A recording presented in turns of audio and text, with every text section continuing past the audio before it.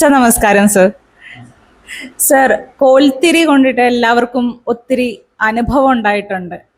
ചിലർക്കെങ്കിലും പക്ഷേ ഡൗട്ടുണ്ട് എങ്ങനെയാണ് ഇത് കറക്റ്റ് ആയിട്ടുള്ള രീതിയിൽ ചെയ്യേണ്ടതെന്നും കോൽത്തിരി എങ്ങനെ പ്രിപ്പയർ ചെയ്യുന്നുണ്ടെന്നൊക്കെ.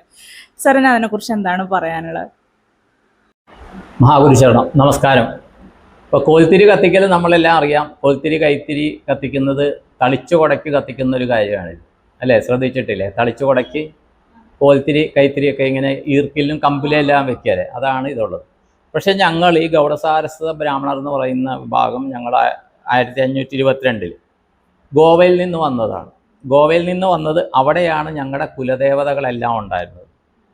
ഒരു പക്ഷേ അതായിരിക്കാൻ കാരണം ഞങ്ങളൊക്കെ ഒരു ഭയങ്കരമായിട്ടുള്ള ഒരു സന്നിഗ്ധ ഘട്ടത്തിൽ തുളസിത്തറയ്ക്ക് പുറത്ത് കോൽത്തിരി കത്തിക്കും.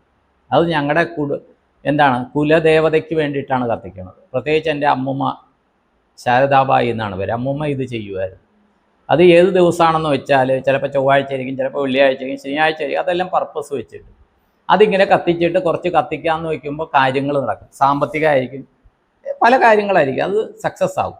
അങ്ങനെയാണ് ഇതിൻ്റെ ഒരു ഐഡിയ കിട്ടിയത്. പിന്നെ ഇതിൻ്റെ ശാസ്ത്രം എന്താണെന്ന് വെച്ച് കഴിഞ്ഞാൽ, ഇപ്പോൾ എൻ്റെ അടുത്ത് കോണ്ടാക്ട് ചെയ്യുന്ന എല്ലാവരും, പല ആൾക്കാർ വരുമ്പോൾ പല ആൾക്കാർക്കും പല കാര്യങ്ങളുണ്ട്. എല്ലാം സുഖമായിട്ടുള്ള ആൾക്കാരൊന്നും കോണ്ടാക്ട് ചെയ്യുന്നില്ല.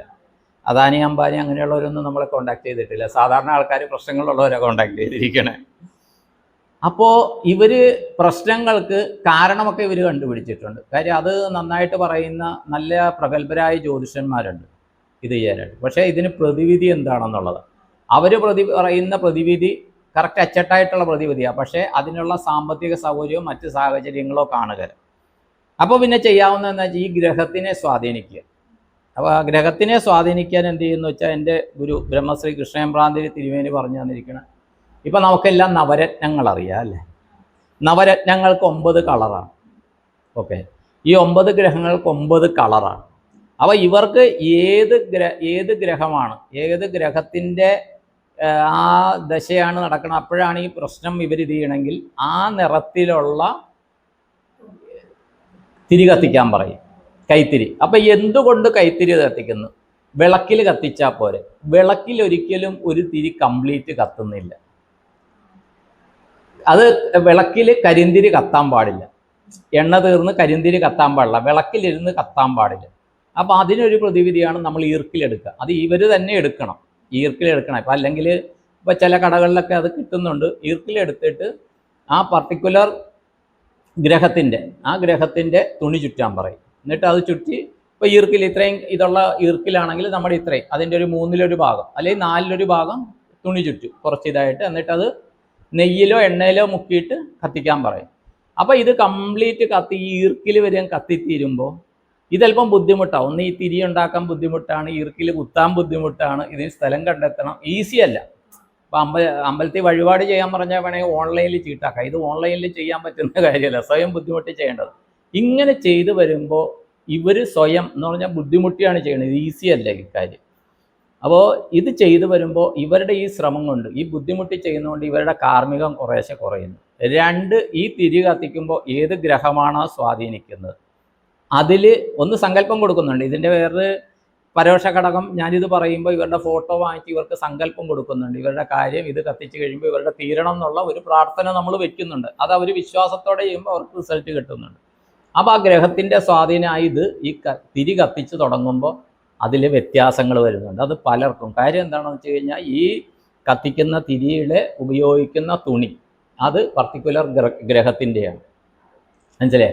പിന്നെ ഈർക്കിലും ഇതുമെന്ന് പറഞ്ഞു കഴിഞ്ഞാൽ പൂർണ്ണമായിട്ട് നമ്മുടെ കാർമ്മികത്തിനെ അത് പ്രതിനിധീകരിക്കുന്നു എന്ന് പറയാം. അത് കംപ്ലീറ്റ് കത്തിത്തീരുമ്പോഴത്തേക്കും എന്ന് പറഞ്ഞാൽ ഒരു തിരിയുടെ ഒരു അംശം പോലും, ചിലപ്പോൾ ഈർക്കിൽ നല്ല ഉണക്ക ഈർക്കിലാണെങ്കിൽ കംപ്ലീറ്റ് കത്തിത്തീരും. തുണി 100% കത്തിത്തീരും. ആ തീരുന്നതനുസരിച്ച് നമ്മുടെ കാർമ്മികം പറയും. എൻ്റെ ഉൾപ്പെടെയുള്ള അനുഭവമാണ്. അതാണ് പലർക്കും അത് ഫലമുണ്ട്. പക്ഷേ അത് ഏത് തുണി എടുക്കുന്നു എന്നുള്ള ഇത് പാടില്ല. പോളിസ്റ്റർ പാടില്ല, സിൽക്ക് പാടില്ല, കോട്ടൺ തന്നെ വേണം, കോട്ടൺ തുണി തന്നെ വേണം. പിന്നെ ഈർക്കിൽ കിട്ടണം. ഇപ്പോൾ ടൗണിലൊന്നും ഈർക്കിൽ കിട്ടുന്നില്ല, പക്ഷേ ഫ്ലാറ്റിലൊക്കെ ഉള്ളവർ ഇത് ചെയ്യുന്നുണ്ട്. പിന്നെ ഇതൊരിക്കലും വീടിനകത്ത് കത്തിക്കരുത്, വീടിന് പുറത്ത് വേണം കത്തിക്കാനായിട്ട്. തുളസി ഉള്ളിടത്ത് തുളസി, അല്ലെങ്കിൽ നമ്മൾ ഫ്ലാറ്റിൽ അങ്ങനെയുള്ളവരാണെങ്കിൽ പുറത്ത് ഒരു ചട്ടി ബാൽക്കണിയിലൊക്കെ കത്തിക്കണം. ഒരിക്കലും വീടിനകത്ത് കത്തിക്കരുത്. കാര്യം ഇത് പ്രശ്നം മാറാനായിട്ടാണ് ഇത് കത്തിക്കണം. ഇത് എള്ളുതിരിയൊക്കെ കത്തിക്കണം വീടിന് പുറത്താണ്. ഇതിന് വേറൊരു കാര്യം കൂടിയുണ്ട്, ഇതിന് പുക കൂടുതലായിരിക്കും. സാധാരണ നമ്മൾ വിളക്ക് കൊളുത്തുമ്പോൾ ദീപം ജ്വലിക്കണ പോലെയല്ല, അതിനത്ര പുക കാണുകയില്ല. ഇതിന് ഈർക്കിലുൾപ്പെടെ കത്തുകൊണ്ട് പുകയുണ്ടാവും. അപ്പോൾ തീർച്ചയായിട്ടും ഇത് പുറത്ത് കത്തിക്കണമെന്ന് പറയും. അപ്പോൾ ഇത് കുറേ അധികം ആൾക്കാർക്ക് വിശ്വാസത്തോടെ ചെയ്താൽ കേട്ടോ, എന്നാൽ ചെയ്ത് നോക്കാമെന്ന് പരീക്ഷിച്ചാലും രക്ഷയില്ല.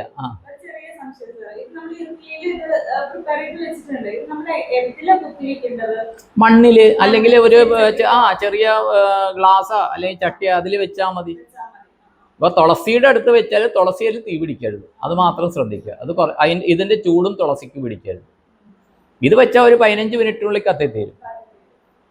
ഇതൊരു നല്ല എഫക്റ്റാണ്. അപ്പോൾ ചിലരെന്താ വെച്ചാൽ ഇത് കത്തിക്കുമ്പോൾ ആ ഈർക്കലിൽ കൂടി എണ്ണ അങ്ങോട്ടൊന്ന് തേച്ച് വിടും, അപ്പോൾ അതും അങ്ങ് കത്തിത്തീരും.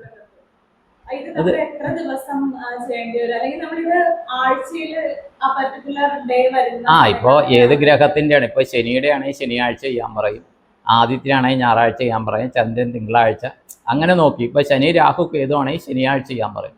അത്ര കഠിനമായിട്ടുള്ള കാര്യമാണെങ്കിൽ ഒരു മിനിമം 21 തൊട്ട് 30 ദിവസം വരെ. കാര്യം 28 ദിവസമാകുമ്പോൾ ഇവർ തുടങ്ങിയ നക്ഷത്രം തന്നെ രണ്ടാമത്തെ റീസൈക്കിൾ വരും.